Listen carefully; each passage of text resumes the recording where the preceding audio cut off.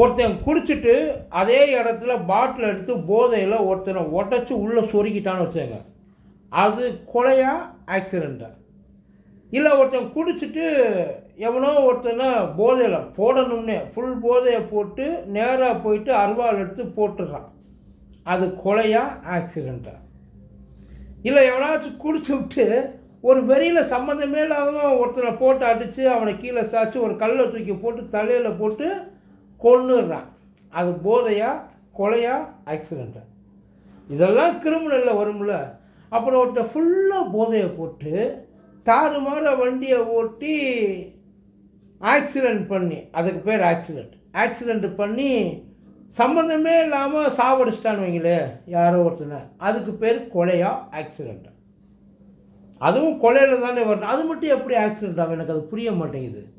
இப்போ நேற்றுக்கு அந்த இதில் மதுரை வயல் ரோட்டில் ஒரு 2 பேரை கொலை பண்ணால ஒரு சனை பண்ணி, அவன் பேர் ஏதோ ஒன்று சிவராமக்கு ஏதோ ஒன்று, அவன் பேர் ஒரு ஐடி எம்ப்ளாயி போட்டுட்டு போயிட்டான். அவன் மேலே ஆக்சிடெண்ட் கேஸ் தானே போட்டிருப்பாங்க. இது எப்படி முதல்ல ஆக்சிடெண்ட் கேஸில் வரும்? தெரியாமல், அதாவது அவனோட கட்டுப்பாட்டை வண்டி இழந்து, அவன் கட்டுப்பாட்டை இழந்ததுக்கெல்லாம் காரணம் காட்ட முடியாது. வண்டி கட்டுப்பாட்டை இழந்து இல்லை ஏதாச்சும் விதிமுறைகளை மீறி யாராச்சும் ரோட்டில் போயிருக்கு அப்படிலாம் பண்ணால் அதுக்கு பேர் ஆக்சிடெண்ட்டு. இதெல்லாம் குடிச்சிட்டு வண்டியில் உட்காந்து ஓட்டினதே தப்பு. 10ஆவதுக்கு வண்டி நல்ல கண்டிஷனில் இருக்குது, அதுதான் நல்ல கண்டிஷன் இல்லை, அதை தூக்கி இதுக்கு சார் இதுக்கு நீங்கள் கேஸை கொலை கேஸை போட்டு உண்மையிலேயே என்ன பண்ணணும்? எந்த விதமான ஒரு விசாரணையுமே இதுக்கு நடத்த வேண்டிய அவசியமே கிடையாது. அதாவது இவன் பண்ணியிருப்பானா, இவன் தான் உள்ளே இருந்தானா, இதெல்லாம் நீங்கள் என்கொயரி பண்ணி அதுக்கப்புறம் கொண்டு போக வேண்டிய இல்லை. உசுறு போன உசுருக்கு என்ன 2 விஷயம் தான் பண்ணலாம். ஒன்று, ஆக்சுவலி 2 விஷயமும் பண்ணணும். அவனை தூக்கி உள்ளே போட்டு உட்கார வச்சிடணும், ஒன்று.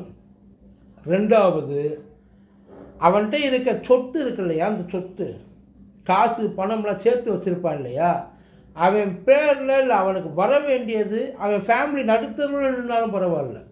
இந்த ஒருத்தன் ஏற்றி கொண்டுட்டு எகத்தாளமாக பேசிட்டு உட்காந்துருந்தால அவன் ஒட்டுமொத்த ஃபேமிலியும் ஒருவேளை சோத்துக்கு வழி இல்லைனாலும் பரவாயில்ல. அவங்க அப்பாவுக்கு மெடிக்கல் செலவு பரவாயில்ல, அவங்க அம்மாவுக்கு மெடிக்கல் செலவு பரவாயில்ல, அவன் பொண்டாட்டிக்கு சோறு போடுறது பரவாயில்ல, அவன் புள்ள படிக்கவே வேண்டாம் போகட்டும். அதை சார் செத்து போன குடும்பத்துக்கு ஏன் பார்ப்பேன்? இப்போ இதுக்கெல்லாம் ஐயோ அந்த குடும்ப பாவம், அந்த குடும்ப பாவம்னா இப்போ இந்த குடும்பம் ஒட்டு மொத்தமாக எல்லாத்தையும் உருவிடணும்.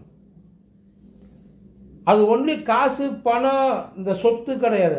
அவன் பொண்டாட்டி போட்டிருக்க நகை முதற்கொண்டு தாலியை வேணால் தர்மத்துக்கு விட்டு வைக்கலாம். எல்லாத்தையும் உருவி அந்த செத்துப்போன அந்த 2 குடும்பத்துக்கு பிரித்து கொடுத்துடணும். அதுக்கப்புறம் அவன் அந்த வாழ்க்கை, அவனை ஜெயிலில் கூட போட வேண்டாம் சார், அவன் அந்த வாழ்க்கையை வாழ்ந்துட்டு அதுக்கப்புறம் அவன் வாழ்க்கையை வாழட்டும்.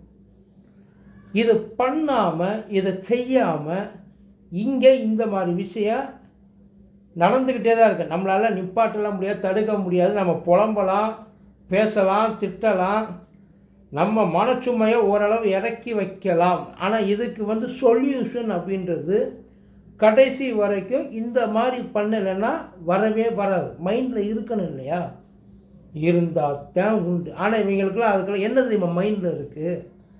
அதிகபட்சம் போனால் ஆக்சிடெண்ட் கேஸு நடத்திட்டு போகிறோம், ட்ரங்க் அண்ட் ட்ரைவ் கேஸு கொடுத்துட்டு போகிறோம், ஃபைனு தானே, அவ்வளவுதான். என்ன பண்ணலாம் நீங்களே சொல்லிடுங்க.